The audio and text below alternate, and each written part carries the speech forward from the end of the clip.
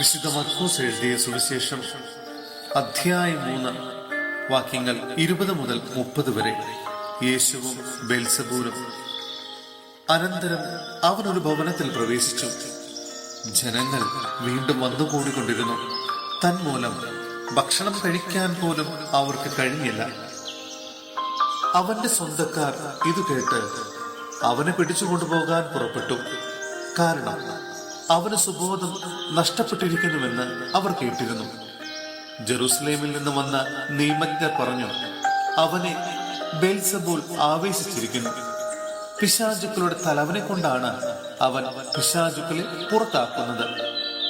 അവൻ അവരെ അടുത്തു വിളിച്ച് ഉപമകൾ വഴി അവരോട് പറഞ്ഞു, സാത്താനെ എങ്ങനെയാണ് സാത്താനെ പുറത്താക്കാൻ കഴിയുക?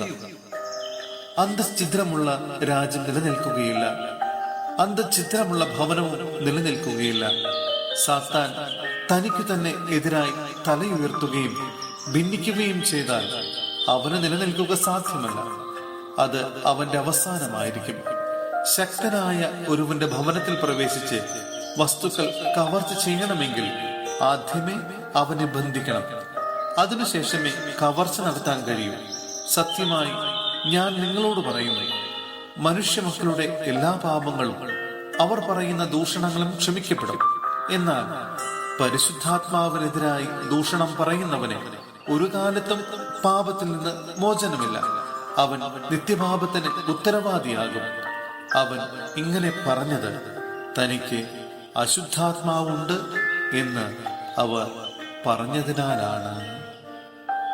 സഹോദരനെ, വിശുദ്ധ പൗലോസ്ലീഹ കൊറിന്ത്യോസിലെ സഭയ്ക്ക് എഴുതിയ 1-ാം ലേഖനം അധ്യായം 12 വാക്യങ്ങൾ 1 മുതൽ 11 വരെ. പരിശുദ്ധാത്മാവിന്റെ ദാനങ്ങൾ.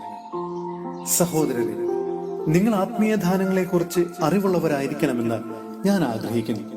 നിങ്ങൾ വിജാതികരായിരുന്നപ്പോൾ സംസാരശേഷിയില്ലാത്ത വിഗ്രഹങ്ങളുടെ അടുത്തേക്ക് അബദ്ധസഞ്ചാരം ചെയ്തിരുന്നത് ഓർക്കുന്നുണ്ടല്ലോ. ദൈവാത്മാവ് മുഖേന സംസാരിക്കുന്നവരാരും യേശു ശപിക്കപ്പെട്ടവനാണ് എന്ന് ഒരിക്കലും പറയുകയില്ലെന്നും യേശു കർത്താവാണ് എന്ന് പറയാൻ പരിശുദ്ധാത്മാവ് മുഖേനയല്ലാതെ ആർക്കും സാധിക്കുകയില്ലെന്നും നിങ്ങൾ ഗ്രഹിക്കണമെന്ന് ഞാൻ ആഗ്രഹിക്കുന്നു. ദാനങ്ങളിൽ വൈവിധ്യമുണ്ടെങ്കിലും ആത്മാവ് ഒന്നു തന്നെ. ശുശ്രൂഷകളിൽ വൈവിധ്യമുണ്ടെങ്കിലും കർത്താവ് ഒന്നു തന്നെ. പ്രവർത്തികളിൽ വൈവിധ്യമുണ്ടെങ്കിലും എല്ലാവർക്കും എല്ലാറ്റിലും പ്രചോദനം നൽകുന്ന ദൈവം ഒന്നു തന്നെ. ഓരോരുത്തരിലും ആത്മാവ് വെളിപ്പെടുന്നത് പൊതു നന്മയ്ക്ക് വേണ്ടിയാണ്. ഒരേ ആത്മാവ് തന്നെ ഒരാൾക്ക് വിവേകത്തിന്റെ വചനവും മറ്റൊരാൾക്ക് ജ്ഞാനത്തിന്റെ വചനവും നൽകുന്നു. ഒരേ ആത്മാവ് തന്നെ ഒരുവന് വിശ്വാസവും വേറൊരുവനെ രോഗശാന്തിക്കുള്ള വരവും നൽകുന്നു. ഒരുവനെ അത്ഭുതങ്ങൾ പ്രവർത്തിക്കാൻ ശക്തിയും മറ്റൊരുവനെ പ്രവചിക്കാൻ വരവും, വേറൊരുവനെ ആത്മാക്കളെ വിവേചിച്ചറിയാൻ കഴിവും, വേറൊരുവനെ ഭാഷാവരവും, വേറൊരുവനെ വ്യാഖ്യാനത്തിനുള്ള വരവും അതേ ആത്മാവ് തന്നെ നൽകുന്നു. തന്റെ ഇച്ഛയ്ക്കൊത്ത് ഓരോരുത്തർക്കും പ്രത്യേക ദാനങ്ങൾ നൽകുന്ന ഒരേ ആത്മാവിന്റെ തന്നെ പ്രവൃത്തിയാണ് ഇതെല്ലാം.